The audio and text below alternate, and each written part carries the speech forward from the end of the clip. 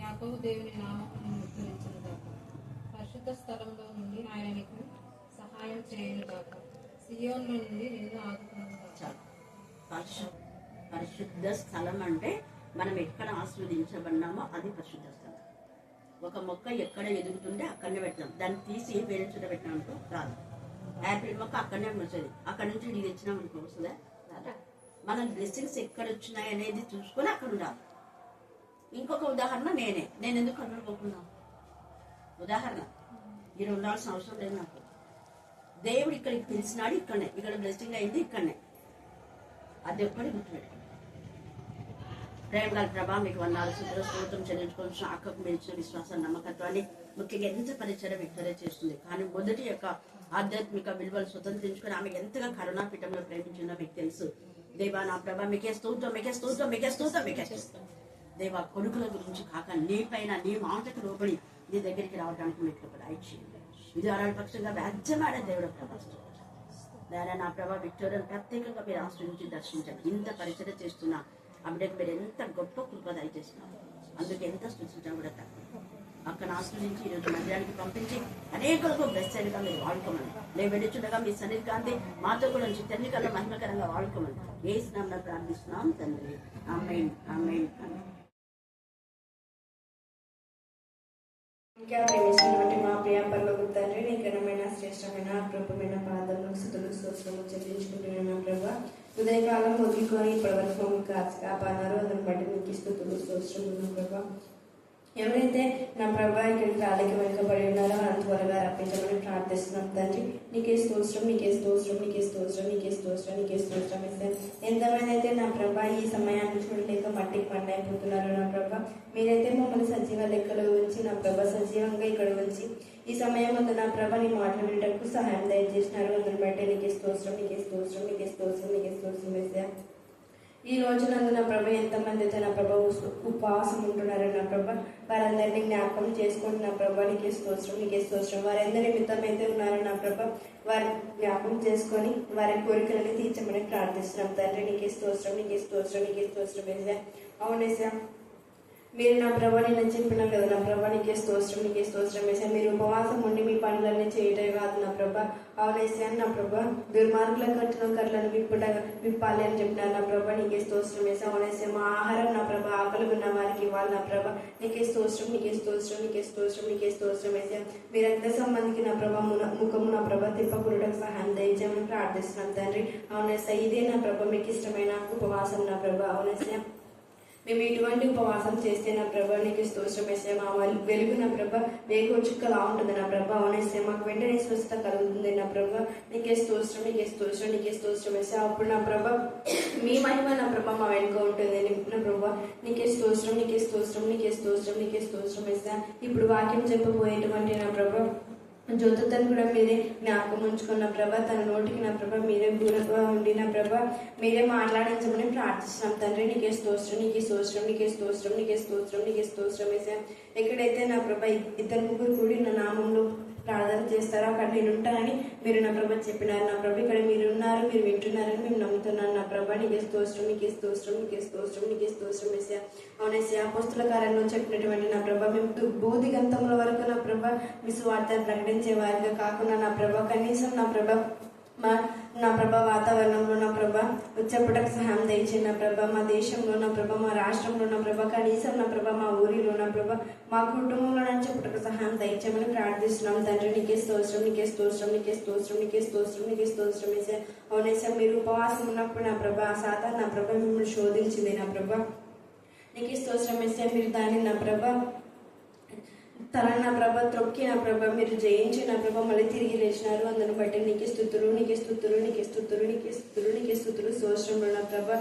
నీకే స్తోత్రం వేసా. నీకే స్తోత్రం, నీకే స్తోత్రం, నీకే స్తోత్రం, నీకే స్తోత్రం, నీకే స్తోత్రం, నీకే స్తోత్రం. ఆలోచనకర్త నీకే స్తోత్రం, బలవంతుల దేవుడు నీకే స్తోత్రం, మిత్రుల తండ్రి నీకే స్తోత్రం, సమాధానకర్త నీకే స్తోత్రం. భూపతులకు రాజుగా ప్రభులుగా ఉన్నారు. అందును బట్టి నీకే స్తుతులు, నీకే స్తుతులు, నీకే స్తుతులు, నీకే స్తోత్రం, నీకే స్తోత్రం, నీకే అంటే నా ప్రభా హినము కంటే తెల్లగా మమ్మల్ని కడగమని ప్రార్థిస్తున్నాం తండ్రి. నీకే స్తోత్రం, నీకే స్తోత్రం, నీకే స్తోత్రం, నీకే స్తోత్రం వేసా. వాళ్ళ విశ్వాసాన్ని దయచేయండి నా ప్రభా. నీకే స్తోత్రం వేసా. నమ్ముడని ఎవరైతే సమూహానికి సమస్తము నా ప్రభా తను ఎంతగానో నా ప్రభా కన్నీరు ఏరులే పారుస్తున్నాడు తండ్రి.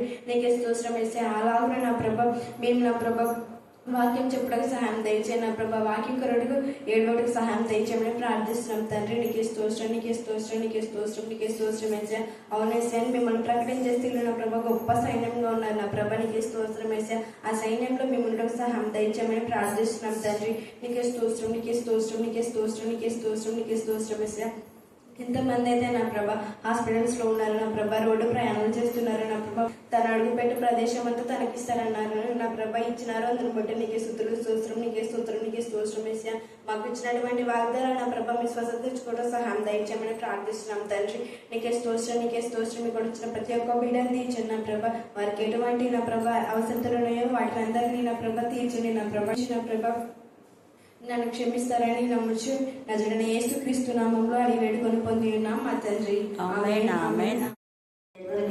బిడ్డ ఈరోజు నీ మధ్య నిలబడి వాక్యం చెప్తుండగా వాక్శక్తిని మీరు దయచేసి తండ్రి, శీలను మీ ఆత్మతో నింపి ఆత్మ ద్వారా మీ జ్ఞాపన చేయడం కృప దయచేసినందుకు మేము స్తుతిస్తున్నాం దేవా. మరియమ్మ మీ ఆత్మతో శక్తితో మీరు పరికృష్టమైన మీ ఆత్మతో శక్తితో మీరు నింపినారు ప్రభా. మరి నా తండ్రి ఎంత త్వరగా నా తండ్రి ఈ టైంలో వచ్చి షారోన్ నేను మహింపరిచి కనపరిచి స్తుతించింది ప్రతి ప్రార్థన ధూపమే మీ సన్నిధిలో చేరిన విధానం బట్టి ఎంట్రీ చేసిన ప్రార్థన మీ సన్నిధిలో ధూపమై చేరిన విధానం బట్టి మేము స్తుతిస్తున్నాం. కరుణాపీఠంలో ప్రతి ఒక్కరు ఇచ్చినటువంటి ఆహార పదార్థాలు అన్నిటి బట్టి మేము స్తుతిస్తూ ఇప్పుడు చెప్పబోయే లేఖన భావన ఆశించి విరిచి మా అందరి జీవితాలు మీరు ఫలింపచేయండి. వాక్యం ద్వారా బలపరచండి, వాక్యం ద్వారా స్థిరపరచండి, వాక్యం ద్వారా ధైర్యపరచండి. వాక్యం చెప్తున్నప్పుడే ఆత్మీయ మానసిక శారీరక రుగ్మత నుంచి విడిపించి మీకే మహిమ ఘనత ప్రభావం చెల్లించుకోమని యేసునామమున ప్రార్థిస్తున్నాం తండ్రి. ఆమేన్, ఆమేన్, ఆమేన్. హల్లెలూయా, హల్లెలూయా, హల్లెలూయా, హల్లెలూయా, హల్లెలూయా. నజరేయుడైన యేసు నామములో సంపూర్ణమైన సంతోషం, సమాధానం, సమృద్ధి, స్వస్థత. నజరేయుడైన యేసు నామములో సంపూర్ణమైన ఆనందం, ఆదరణ, ఆశీర్వాదం, అభివృద్ధి. నజరేయుడైన యేసు నామములో సంపూర్ణమైన విడుదల, విమోచన, విశ్వాసం, విధేయత, విజయం. నజరేయుడైన యేసు నామములో సంపూర్ణమైన జ్ఞానం, బలం, శక్తి, మహిమ, ఘనత, ప్రేమ, పరిశుద్ధత, ప్రభావం, ఐశ్వర్యం. హల్లెలూయా, హల్లెలూయా, హల్లెలూయా, హల్లెలూయా. దేవుని ఉచితమైన గొప్ప చొప్పున దేవాది దేవుడు నాకు ఇచ్చినటువంటి యొక్క శ్రేష్టమైన అవకాశాన్ని బట్టి దేవాది దేవునికి ఎంతగానో వందనాలు చెల్లిస్తున్నాను. సమయం ఇచ్చినటువంటి కరుణాపీఠ మినిస్ట్రీస్కి టీచర్ గారు కూడా చాలా వందనాలు తెలుపుకుంటున్నాను. మరి ఒకసారి మనం లేఖన భాగం చూసుకున్నట్లయితే యోగు గ్రంథము 13వ అధ్యాయము 5వ వచనం.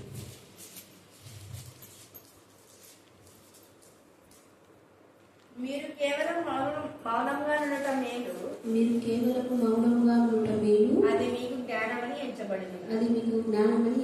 ఇక్కడ వాక్యం చూసినట్లయితే ఏమంటున్నారు? మీరు కేవలము మౌనంగా ఉండటం మేలు. నిజంగా కొన్ని సందర్భాల్లో మౌనము మనకి చాలా ముఖ్యం.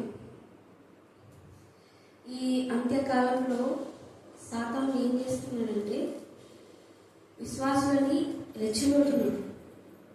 ఒకలాగానే కాదు, చాలా రకాలుగా రెచ్చగొడుతున్నాడు. రెచ్చగొట్టడం వల్ల విశ్వాసులు కూడా రెచ్చిపోతున్నారు అన్నమాట. అంటే ఎలాగంటే ఇవాళ అన్న మాటలు మేము పడాలా అనేలా. కానీ ఇక్కడ అంటున్నాడు, వాక్యం సెలవిస్తుంది ఏమని? మీరు కేవలము మౌనంగా ఉంటా.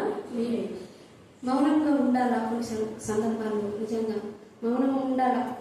ఎందుకు మౌనంగా ఉండాలి, ఎందుకు అని చాలామంది ప్రశ్నలు కూడా వేసుకుంటారు.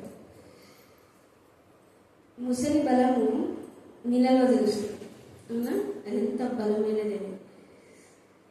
అదేవిధంగానే సింహం యొక్క బలం దాని పంజాలో తెలుస్తుంది. ఒక విశ్వాస యొక్క బలం అతను ఎంత విశ్వాసంగా ఉన్నాడు, ఎంత దృఢంగా ఉన్నాడు అనేది ఆయన యొక్క వాళ్ళ యొక్క ఆ విశ్వాసం యొక్క మౌనంలోనే తెలుస్తుంది అనమాట. హల్లెలూయా. ఎలాగంటే చూద్దాం. మార్కు సువార్త 15వ అధ్యాయము 5వ వచనం. మార్కు సువార్త 15వ అధ్యాయము 5వ వచనం. అక్కడ మనం చూసుకుంటే పిలాతు దగ్గరికి ప్రభువుని తీసుకొని వస్తారు. ప్రభువుని తీసుకొని వచ్చినప్పుడు ప్రభు అంటారు, నీవేరు మౌనంగా ఉన్నావు, నేను విడిపించడం నాకు శక్తి చాలదా? నేను విడిపించలేనంత బలం లేని వాళ్ళని అనుకుంటున్నావా? నేను విడిపించగల శక్తి నాకు ఎందుకు నువ్వు మౌనంగా ఉన్నావు? నువ్వు మాట్లాడితే కదా నాకు ఏమైనా తెలిసేది అన్నట్లుగా పిలాతు అడుగుతున్నాడు. అడిగినప్పటికీ కూడా ప్రభువు ఎలాగా ఏ ఉత్తరమేమి ఇవ్వలేదు, మౌనంగా ఉన్నారు. హల్లెలూయా. అతను అలా మౌనంగా ప్రభు అలా మౌనంగా ఉన్నందుకు పిలాతు కూడా ఆశ్చర్యపోయాడు. ఎందుకు ఇంత మౌనంగా ఉన్నాడు? అక్కడ జనాంగం కూడా ఇన్ని రోజులు ఈ నజరేయుడైన యేసు నేను గొప్పవాడినని అక్కడికి వెళ్ళి ఇక్కడికి వెళ్ళి అంతకాలం చేశాడు, ఇప్పుడే మౌనంగా ఉన్నాడు, ఇది పని అయిపోయింది అంతే అని అనుకోని నిజంగా అనేక మంది దూషించడం, అవునా, ప్రభు మీద నిందలు మోపడం చేస్తున్నారు. ప్రభు అయితే మౌనంగా ఉన్నాడు. ఈయన ఇంత అద్భుత కార్యాలు చేసిన ప్రభు మౌనంగా ఉండడానికి గల కారణం ఏమి? నిజం, మనం కొన్నిసార్లు మౌనంగా ఉండడమే మనకు శ్రేయస్కరం. హల్లెలూయా. అలా మౌనంగా ఉండడం బట్టే అంటే ప్రభు ఏమన్నా భయపడొచ్చా? నేను ఇన్ని రోజులు ఇంత కార్యాలు చేసింది నేను ఇప్పుడు అంటున్నారు కాబట్టి ఆయన బహుశా నేను ఇప్పుడు వాళ్ళు అలా అంటున్నారు కాబట్టి నేను ఇప్పుడు చెప్పకపోతే, నేను ఇప్పుడు మాట్లాడకపోతే నేను చేసిన కార్యాలని అద్భుతాలు కావాలి భయపడవచ్చు, మనకు అనుమానం రావచ్చు. కానీ అది కాదు కదా దేవుని చిత్తము, అది కాదు. ప్రభు చిత్తాన్ని నెరవేర్చడం కోసమే యేసుక్రీస్తు ప్రభుల వారు మౌనంగా ఉన్నారు. హల్లెలూయా. ఆయన అలా మౌనంగా ఉన్నందుకే చాలా భీకర కార్యాలు జరిగాయి. హల్లెలూయా. ఏం జరిగింది? ప్రభుని ఇంత అద్భుత కార్యాలు చేశారు కదా ప్రభు. ఆయన దూషించారు, అవునా, అపహాసించారు, ఉమ్మి వేశారు, కొట్టారు, తిట్టారు, బల్లెంతో పొడిచారు. ఎంత చేసిన వాళ్ళు ఇప్పుడు ఏమైపోయినారు? కాలగర్భంలో కలిసిపోయినారు. కానీ మౌనంగా ఉన్న ప్రభు ఏమైపోయాడు? సజీవుడై తిరిగి లేచాడు. హల్లెలూయా. మన జీవితంలో నిజంగా ప్రభు మౌనంగా ఆ సమయంలో మౌనంగా ఉండడానికి గల కారణం ప్రభు యొక్క చిత్తాన్ని నెరవేర్చడం కోసం. నిజంగా అన్న ప్రతి మాటకి మనము సమాధానం చెప్పాల్సిన అవసరం లేదు. ఎందుకంటే మనం కోపించడం వల్ల ప్రభు యొక్క కార్యాలు జరగవు. అక్కడ ప్రభు యొక్క చిత్తాన్ని నెరవేర్చేవారు కాదు మనం. ప్రభు యొక్క చిత్తం అది కాదు, అల్లరికి కర్త కాదు కదా ఆయన. కాబట్టి మనం మౌనంగా ఉండుట చాలా చాలా మేలు. మన మౌనమే మన బలం, దేవుడే మన బలం. హల్లెలూయా. నిజంగా ప్రభుని ధరించుకున్న మనం అల్లరిగా పిచ్చపాతి చేష్టలు చేస్తూ ఉంటాం అన్నమాట. ఎక్కడున్నా కానీ మౌనంగా ఉంటాం, అవునా. ఎప్పుడైనా కానీ నువ్వు అట్లయిపో ఇట్లయిపో అని చెప్పకుండా మంచి మాటలే. ప్రభువు కూడా మంచి మాటలే, నువ్వు ఆశీర్వదించబడతావు, అవునా, నీ విశ్వాసం గొప్పది, ఆయన ఆశీర్వాదం వచనాలే, మంచి మాటలే అట్లా చెప్పారే. కానీ ప్రభువు ఎన్నడూ కూడా దూషించలేదు. ప్రభువుని ఎరిగిన మనం, ప్రభువుని నిజంగా కలిగిన మనం కూడా ప్రభువు అడుగు జాడలో నడవాల్సిన వారు. ఇప్పుడు ఈ 20 డేస్లో ఉన్నాయి ఏంటి? సిల్వర్ శ్రమల ధ్యాన ఉడకలు. ఈ సిల్వర్ శ్రమల ధ్యానంలో కేవలం 40 రోజులే చేస్తారు. కానీ ప్రభు అప్పగింపబడిన నాటి నుండి, అవునా, సో తిరిగి ఆయన పునరుత్థానం అయ్యేంత వరకు కూడా చాలా చాలా చాలా చాలా సందర్భాలు ఉన్నాయి. ఒక్కొక్కరు ఒక్కో సందర్భాన్ని, అవునా, చెప్తూ ఉంటారు. సో అలా చెప్పడం వల్ల 40 రోజులు ఏంటి, సంవత్సరం కూడా సరిపోదు. అయితే ఈ 40 ఈ అప్పగింపబడినప్పటి నుంచి ప్రభు పునరుత్థానం అయ్యేంత వరకు దాంట్లో కూడా ఈ పిలాతు దగ్గర మౌనంగా ఉండడం అనేది కూడా ఒక సందర్భం. దీనివల్ల మనం కూడా తెలుసుకోవాలి, మౌనంగా ఉండడం మనకి శ్రేయస్కరం. అన్ని విషయాల్లో కూడా మనం సమాధానం చెప్పాల్సిన అవసరం లేదు. కానీ మనం కూడా పాటలు అప్పుడప్పుడు పాడుతుంటాం కదా, పౌరుషము గల ప్రభు కోపింప పార్వతములకు నాదులు వనకి. అక్కడ కోపించాల్సింది మనం కాదు. హల్లెలూయా. అక్కడ మనల్ని మాటలు అన్నప్పుడు, నిజంగా మనం దూషించినప్పుడు అక్కడ రియాక్ట్ అవ్వాల్సింది మనం కాదు. హల్లెలూయా. ఎంత మౌనంగా ఉంటామో, మనం ఎంత మౌనంగా ఉంటామో ప్రభువు చాలా గొప్ప భీకరమైన కార్యాలు చేయడానికి సమర్థుడు. మనల్ని తిడుతుంటే నిజంగా మన ప్రభు వాక్యంలో సెలవుస్తుంది కదా, నా సేవకుని పుట్టినవాడు నా కనుగుడును పుట్టినవాడితో ఎంచుతాడు అన్నాడు ప్రభు. కాబట్టి మనల్ని ఏమైనా అంటే అది ఇండైరెక్ట్గా ప్రభువుకి కోపం వస్తుంది. కాబట్టి మనం రియాక్ట్ అవ్వాల్సిన అవసరం లేదా కొన్ని సందర్భాలు. ఆయన పౌరుషం గల ప్రభువు, ఆయన కోపిస్తే ఏంటంటే పర్వతాలు పునాదులే ఉడుకుతాయి. హల్లెలూయా. కొన్ని సందర్భాల్లో మనం ఆలోచన చేస్తాం, ప్రభువా ఇది నా ప్రమేయం లేకుండా జరిగిపోయింది, మేము అనుకోలేదు, కానీ మా జీవితంలో జరిగింది, ఇక్కడ మా తప్పేమీ లేదు, కానీ మా యొక్క ప్రార్థనలకు మీరు ఎందుకు మౌనంగా ఉన్నారు? మీరు ఎందుకు జవాబు ఇవ్వడం లేదు? మేమైతే కరెక్ట్గానే నిజంగా మన బతికేమో, అవునా, మన తిండేమో, మన తిప్పలేమో, అవునా అన్నట్లు మన ఫ్యామిలీ ఏమో అని అనుకుంటాం. కానీ పక్కన ఉండేటోడు అనుకుంటాడు కదా, అవునా, టీవీగా పెట్టుకోవాలని, గిల్లడానికని, నిన్ను రేపడానికి, నేను రెచ్చగొట్టడానికే చూసినాడు పక్కన వాళ్ళు. నిజమే, మనం రేపడానికి, మనకి రెచ్చగొట్టడానికి, మన విశ్వాసంలో మనం ఉండిపోవాలని చేస్తారు ఈ లోకాలు వస్తుంది. అందుకే పాటలు కూడా మనం ఒక్కోసారి వింటాం. తన ఆలయంలో నా మొర విని ఆదరేము దయకరింపముచే. మనం పాటలు పాడుతుంటే ఒక్కోసారి నిజంగా అనిపిస్తుంది, ప్రభువా మీరు ఎంత భీకరమైన వ్యక్తులు కదా, ఇంత కార్యాలు చేస్తారు, కానీ మరి ఎందుకు మౌనంగా ఉన్నారు? నిజంగా ప్రభు మౌనంగా ఉన్నాడంటే తర్వాత వచ్చే భీకరమైన కార్యాలు తట్టుకుంది. హల్లెలూయా. ఒక్కోసారి మౌనంగా ఉండడం నిజంగా మన జీవితంలో చాలా చాలా ముఖ్యం. ఆయన ఒక్కసారి ఆయన సన్నిధిలో, ఆయన బలిపీఠం దగ్గర, ఆయన సన్నిధి దగ్గర, ఆయన పాదాల దగ్గర మన ప్రార్థన వెళ్ళింది అంటే ఏం జరుగుతుందంట? ధరణినే అదురుతుంది. హల్లెలూయా. అలాంటి మన సమస్యలు ఎంత, మన సమస్యలు చిటికలో మయమైపోతుంది. కానీ ప్రభువు మన పట్ల మౌనంగా ఉన్నారు మన జీవితంలో అంటే బహుశా మన యొక్క పేషెన్స్ని, మన యొక్క ఓర్పుని ప్రభువు ప్రశ్నిస్తూ ఉండొచ్చు. హల్లెలూయా. పరీక్షిస్తూ ఉండొచ్చు. మనం ఈ యొక్క జీవితంలో నిజంగా మౌనం అనే దాన్ని మనం అలవాటు చేసుకోవాలి. చాలా మంది అంటుంటారు, ఎన్నో రకాలుగా దూషిస్తుంటారు, కానీ మనం మౌనం అనేది అలవాటు చేసుకోవాలి. నిజంగా అలవాటు చేసుకున్న వల్ల కన్ఫామ్గా అన్ని సందర్భాలు కూడా అవసరం లేదు. నిజంగా ఎస్తేరుతో అంటాడు, నువ్వు ఈ సమయంలో, నువ్వు ఇన్ని రోజులు ఉన్నావు కరెక్టే, కానీ ఈ సమయంలో నువ్వు మౌనంగా ఉంటే కాదు. నువ్వు మౌనంగా ఉండకుండా నువ్వు మాట్లాడాలనే ఉద్దేశంతోనే ప్రభు నిన్ను ఒకవేళ నేను రాణిగా పెట్టాడేమో అని తండ్రిలాగా పెంచుకున్న మొదటి ఎప్పుడైతే ఒక్కసారిగా గర్జించారో ఆమె అప్పుడేం చేసింది? కార్యానికి ఉంటుంది. హల్లెలూయా. నిజంగా కొన్ని సందర్భాల్లో మౌనం అవసరం లేదు, కానీ అలాని అన్ని సందర్భాల్లోనూ అవసరం లేదు. హల్లెలూయా. ఇక్కడ ఒకసారి మనం చూసుకున్నట్లయితే యెషయా గ్రంథం 53:7 ఉంది కదా, ఆయన నోరు తెరవలేదు. నిజమే, కారణం ప్రభువు యొక్క చిత్తం నెరవేర్చడానికి. హల్లెలూయా. మన జీవితంలో కూడా ఒక్కోసారి మనం మౌనం అనేది అలవాటు చేసుకోవాలి. మరి నిజంగా చాలా సందర్భాల్లో మౌనం మనం ఉండలేకుంటున్నామేమో, అలవాటు చేసుకుంటాం. 2వ సమూయేలు గ్రంథము 16:5 అక్కడ చూసుకుంటే షిమి అనే వ్యక్తి ఉన్నాడు.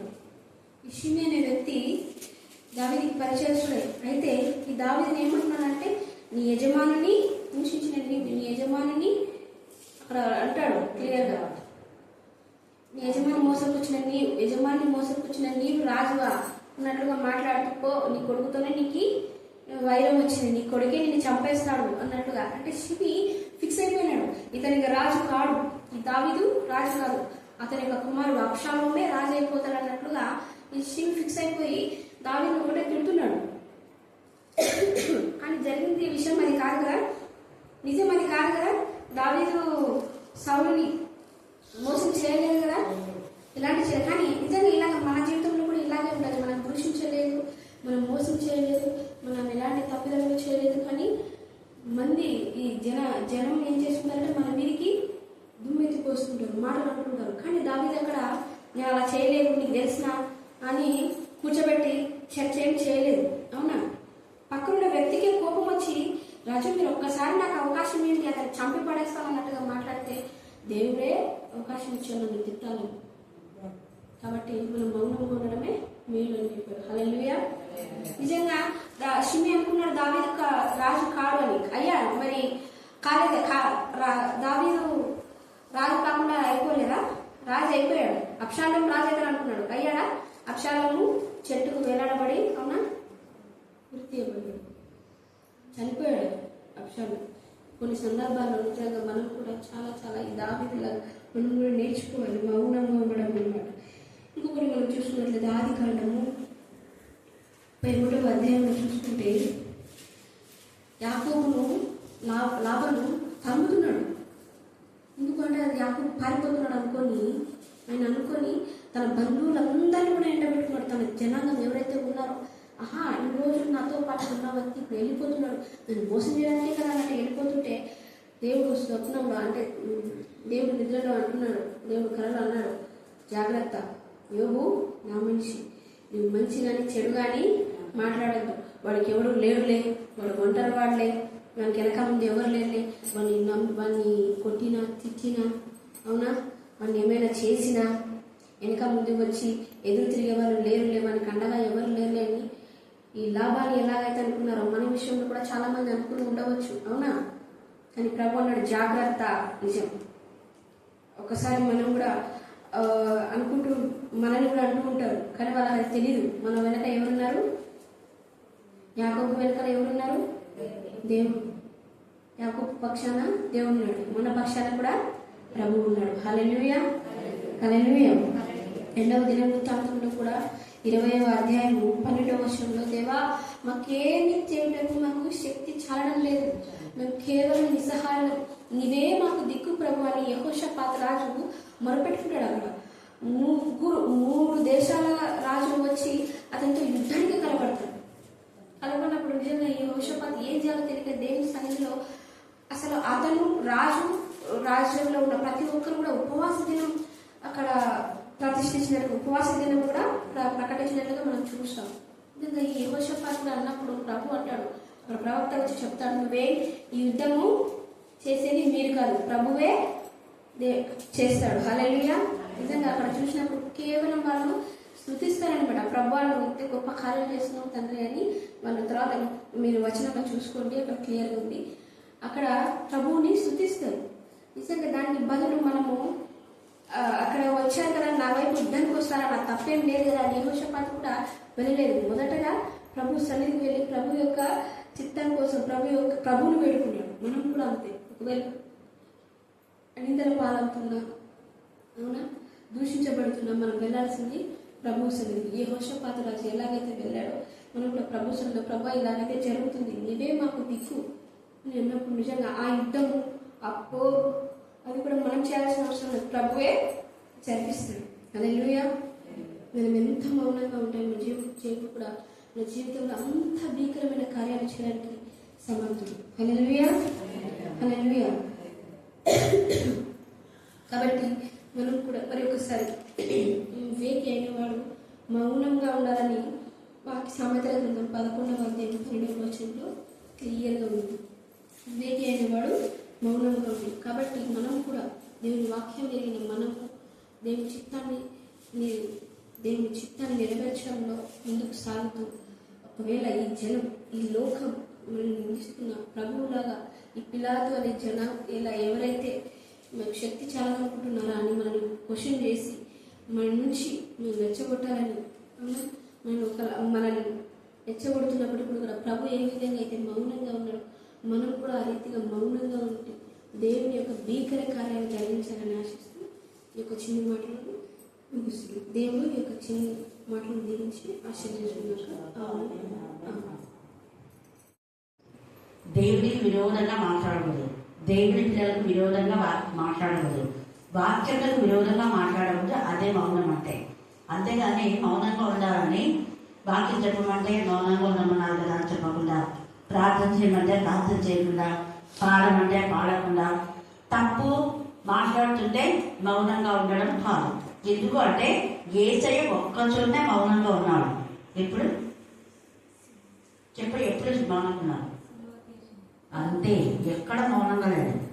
తర్వాత నువ్వు రాజు అంటే నువ్వు అన్నట్టేనాడు, దీనైన సమాధానం ఇచ్చినాడు. ఎక్కడ నువ్వు మూసుకోడా, ఒక్కచోటనే మౌనంగా ఉన్నాడు. ఎందుకంటే అదంతా తెలిసి మళ్ళీ అతకమోసంగా ఆయన చెప్పి కూడా వేస్తే అని. అలాగ మనము దేవుడికి విరోధమైన వాళ్ళ దగ్గర మనం ఎక్కువ మాట్లాడవలసి. పందుల ఎదుట ముత్యాలు వేస్తే ఏమైపోతుంది? వేస్ట్. ఎవరికి బుద్ధి చెప్పాలా వాళ్ళకే బుద్ధి చెప్పాలి. అందుకనే జ్ఞానవంతులు వారి మాట్లాడేటప్పుడు మిగతా వాళ్ళు విని మరింత జ్ఞానం పొందుతారంట. కానీ మూర్ఖుడు ఆ జ్ఞానంలోని అర్థం చేయలేక వాడు అపహరిస్తా ఉంటాం, వీళ్ళేదే చెప్పిందే అని. అదొకటి ఉంది. తర్వాత మత్తయి సువార్త 23లో ఎక్కువ యేసయ్య మాట్లాడినాడు, మౌనంగా ఎక్కడ లేడు యేసయ్య. అక్కడ వేషధారులైన శాస్త్రులారా, పరిసయ్యులారా, మీరు కానీ ప్రతి చోట ఎక్కడ పడితే అక్కడ పరిశీలన శాస్త్రాలు మీరు దొంగల గుహగా చేస్తున్నారు అంటే మందిరంలో దొంగల గుహ చేస్తుంటే నాకెందుకు లేదు అని మౌనంగా ఉండడం కాదు. మంచి ఉదాహరణ చెప్పింది ఎస్తేరు ఒకవేళ మౌనంగా ఉంటే అక్కడ గర్తించాడు. నువ్వు మౌనంగా ఉండాలనుకున్నావేమో ఉండు, కానీ ఏమైతుంది నీకు నీ ఇంటి వారికి శ్రమ. గుర్తుపెట్టుకోండి, మౌనంగా ఉంటే నీకు నీ ఇంటి వారికి శ్రమ. ఎక్కడి నుంచైనా దేవుడు సహాయం ఇస్తాడు. దాని అర్థం ఏంటంటే దేవుని విషయాల్లో వాక్యం చెప్పమన్నప్పుడు చెప్పాలి, మౌనంగా ఉండకూడదు. తర్వాత వేరే వాళ్ళు తప్పు చేస్తుంటే వీళ్ళ తప్పుని గర్తించాలి, మౌనంగా ఉండకూడదు. తప్పును గర్తించకపోతే ఆ తప్పును మనం కూడా ఏం చేస్తాం, సమర్థించాం. ఎప్పుడు గుర్తుపెట్టుకోండి, ఎవరైనా మనకెందుకులే అన్నారనుకో వాళ్ళు అదే తప్పులో ఉన్నారు అనే అర్థం. కానీ తప్పు చేసిన వాళ్ళు ఎవరైనా ముఖాముఖిగా ఖండించాలి, అది దేవుని లక్షణం. తర్వాత మనం మౌనంగా ఉన్నాం, ఎవరు మౌనంగా ఉంటారు? గట్టిగా దేవుడు న్యాయకర్త. ఇక్కడ దావీదు మౌనంగా ఉన్నాడు, కానీ దేవుడు మౌనంగా ఉన్నాడా? రోషమే మొత్తినా వాడి శివుని. అలాగనే నాబాలు కూడా దావీదు మౌనంగా ఉన్నాడు. ఇక అక్కడ పోయి చంపాలనుకుంటే వద్దు అనేటప్పుడు మౌనం అయిపోయినాడు, కానీ దేవుడు అనుకున్నాడా? మొత్తేసినాడు. నాబాలు గర్వంతో మాట్లాడినాడు. గర్వపు మాటలు మాట్లాడకూడదు. అదే అక్కడ వ్యతిరేకమైన మనం ఏం మాట్లాడాలంటే దేవుని చిత్తానుసారంగా మాత్రం మాట్లాడాలి. ఇక్కడ మనం చూస్తే యోగు గురించి చెప్పింది. యోగు చాలా చోట్ల మాట్లాడినాడు. నేను మౌనంగా ఉండను, నేను మాట్లాడతాను అంటాడు. అదే యోగులో చాలా విషయాల్లో యోగు వీళ్ళతోనే వాదిస్తాడనమాట. వాదించి మీరు అనుకుంటున్నారు నువ్వెందుకు నువ్వు మౌనంగా అంటే నేను కాదు ఉండాల్సింది, మీరు మౌనంగా ఉండాలి. ఎందుకంటే మీరు అన్యాయంగా మాట్లాడుతున్నారు, అక్రమంగా మాట్లాడుతున్నారు, మీరు దేవునికి విరోధంగా మాట్లాడుతున్నారు, నేను చేయని వాటిని నా మీద నేరారోపణ చేస్తున్నారు, కాబట్టి మీరు మౌనంగా ఉండాలి అంటాడు. తర్వాత ఆయన మాట్లాడతాడు. యోగు 14:9 చదవండి. యోగు 14:9. నీటి వాసన మాత్రం చేత అది చిగుర్చును. లేత మొక్కల వలె. నీటి వాసన అంటే మనం ఆత్మీయంగా వాక్యంతో మాట్లాడితే పడిపోయిన వాళ్ళు ఏం చేస్తారు? చిగురుస్తారు. మనం మౌనంగా ఉంటే వాళ్ళు ఇంకా నలిగిన రెల్లేమైపోతుంది, బాధపడుతుంది. వాక్యం అనే నిండు మనం పోయాలి, మౌనంగా ఉండకూడదు. నాకెందుకులే నేనెందుకు చెప్తాను, ఇక్కడ విన్న వాక్యం 10 మందికి చెప్పాలి. మౌనంగా ఉండాలి కదా, ఎందుకు చెప్పాలి అనుకుంటే ప్రయత్నం. ఎక్కడ ఉండాలో మౌనమో అక్కడ ఉండాలి, ఎక్కడ మాట్లాడాలో అక్కడ మాట్లాడాలి. దేవుని సన్నిధిలో మాత్రమే మౌనం ఉండాలి, గుర్తుపెట్టుకోండి. అంటే అనవసరంగా మాట్లాడకూడదు. వాక్యం చెప్పడం, ప్రార్థన, పాట అంతే. కానీ ఆ వాక్యం చెప్తుంటే ఎట్లా మాట్లాడుతుంటారు. మన తెలుగులో చర్చిలో ఎంత పిల్లలు సైలెంటమో ఒక్కరైనా మాట్లాడుతున్నారు. అక్కడ చూడటంలో ఒకరితో ఒకరు మాట్లాడడం, వాక్యం అయిపోయే వరకు. అది మన చర్చిలో ఇష్టానుసారం. సంఘంలో మనం మౌనంగా ఎప్పుడు ఉండాలో అప్పుడు మౌనంగా ఉండాలి. అంతేగాని స్త్రీ మౌనంగా ఉండాలంటే అక్కడ కొట్టాడకుండా మౌనంగా ఉండాలంటే మనల్ని ఏం చేస్తారు, దానికి కలిపి పౌరు మౌనంగా ఉండమన్నాడు కదా, సరే మౌనంగా ఉంటాం. మరి నీ భార్య ఎందుకు ప్రార్థన చేస్తుంది, నీ భార్య ఎందుకు వాక్యం చూస్తుంది అంటలేదు దేవుడు. స్త్రీలు మౌనంగా ఉండాలి అంటే స్త్రీలు మౌనంగా ఉండాలి. స్త్రీ బుధవారమే బైబిల్ స్టేజ్ చెప్పకూడదు వాక్యంలో. తప్పుడు బోధన కాదు, ఇవి తప్పుడు బోధనలు వెంటనే ఖండించాలి. ఎక్కడా లేదు వాక్యంలో. మౌనంగా ఉండాలంటే ఎవ్వరు ప్రార్థన చేయకూడదు, ఎవ్వరు పాడకూడదు, అంతే కదా. పురుషులు అక్కడే చేసుకోవాలి, పురుషులు అక్కడే మాట్లాడుకొని వెళ్ళిపోవాలి. అది కాదు అక్కడ. అక్కడ సందర్భం వేరే. అక్కడ మౌనంగా ఉండమంటే భర్తలు, మీ భర్తలు ఉన్నప్పుడు మీరు మౌనంగా ఉండండి అన్నాడు. భర్తలకు లోపడాలి కాబట్టి. భర్తల కంటే ఎక్కువ భార్యలో గొడవపడుతున్నారు అక్కడ, అందుకనే అన్నాడు ఆ మాట. అప్పుడు మీ భర్తలు తలదించుకున్నట్టే కదా. భర్తలకు లోపడంటే ఎవరు లోపడుతున్నారు? ఇప్పుడు స్త్రీలు లోపడుతున్నారా? భర్త కంటే వీళ్ళదే ఎక్కువైపోయింది. అలాగా ఉండకూడదని ఉద్దేశం. ఇక్కడ యోగులు అంతా కూడా మనం చూస్తే చాలా చోట్ల యోగు నేను మాట్లాడతాను మీరు వినండి అంటాడు. నేను మౌనంగా ఉండగా నేను మాట్లాడతాను అని అంటాడు. ఇచ్చి అనేకం నేను విన్నాను అంటాడు. యోగు 16వ అధ్యాయంలో కూడా మీరు మాట్లాడేది నాకు తెలుసు, మీరు బాధకే కర్తలు కానీ ఆదరణకు కర్తలు కాదు. ఈ గాలి మాటలు ముగిసిపోయేనా? అది మీరు మాట్లాడకుండా ఉంటుండండి. మీరు బాగా మాట్లాడుతున్నారు, గాలి మాటలు మాట్లాడుతున్నారు, అవి వాక్యానుసారమైన కాదు. గాలి మాటలు పెద్ద మాటలు, అబద్ధ సాక్ష్యాలు, ఇవి మనం మాట్లాడుతున్నా మౌనంగా ఉండాలి. తర్వాత నేటి గురువారం గురువారం భద్రపరిచి నేను స్థుతించి నేను పరిచయం పట్టి వందలు స్తుతులు స్తోత్రాలు చెల్లించుకుంటున్నాం ప్రభా. నీకు నీకంటూ అసాధ్యం ఏది లేదు నేను సమస్తం సాధ్యం చెల్లించువాడు ప్రభా. నీకే స్తోత్రం, నీకే స్తోత్రం, నీకే స్తోత్రం నాయన. మరి నాయన యోగ గ్రంథంలో నా తండ్రి మరి చెల్లించిన మాట నా తండ్రి మౌనంగా ఉండు అని నేర్పించినావు ప్రభా. నీకే స్తోత్రం, మీకే స్తోత్రం, మీకే స్తోత్రం, మీకే స్తోత్రం నాయన. మేము ఎక్కడ మౌనంగా ఉండాలో మరి ఎక్కడ మాట్లాడాలో అనే విషయాన్ని తెలియజేసిన విధానం బట్టి కూడా నీ వందనములు స్తుతులు స్తోత్రాలు చెల్లించుకుంటున్నాం ప్రభా. నీకే స్తోత్రం, మీకే స్తోత్రం, మీకే స్తోత్రం, మీకే స్తోత్రం. గొప్పదిలో ఆశ్చర్య కార్యాలు చూపించే దేవా, అద్భుతాలు చేసే దేవా, ఆశ్చర్య కార్యాలు ఎన్నో నాయన మార్గాలు నాయన చూపించిన దేవా. నీకే స్తోత్రం, మీకే స్తోత్రం, మీకే స్తోత్రం, మీకే స్తోత్రం, మీకే స్తోత్రం నాయన. ఈ శ్రమల దినాలంతా నాయన నీ స్వాధీనంలో ఉంచుకొని నాయన మేము చేసిన పాపాలని, మేము చేసిన పొరపాట్లని, మేము చేసిన నా తండ్రి ఏదైనా నాయన తిరుగుబాటు చేసిన మరి నాయన అన్నింటినీ క్షమించిన వాడు ప్రభా. నీకే స్తోత్రం, నీకే స్తోత్రం. అలా చేయకుండా నాయన మా హృదయాలు నాయన నీరు కట్టి ఫలింప చేయమని ప్రార్థిస్తున్నాం. మా హృదయాలు నాయన వాక్యంతో వాక్శక్తితో నింపి నాయన నీ వాక్యానుసారంగా జీవించలాగా సహాయం చేయమని ప్రార్థిస్తున్నాం. దేవా నీకే స్తోత్రం, మీకే స్తోత్రం, మీకే స్తోత్రం, మీకే స్తోత్రం. ఇక్కడ చేరుకున్న ప్రతి ఒక్క బిడ్డనైనా దీవించండి, ఆశీర్వదించండి, బలపరచండి. నేను ఏ బిడ్డ ఏ అవసరతతోనైనా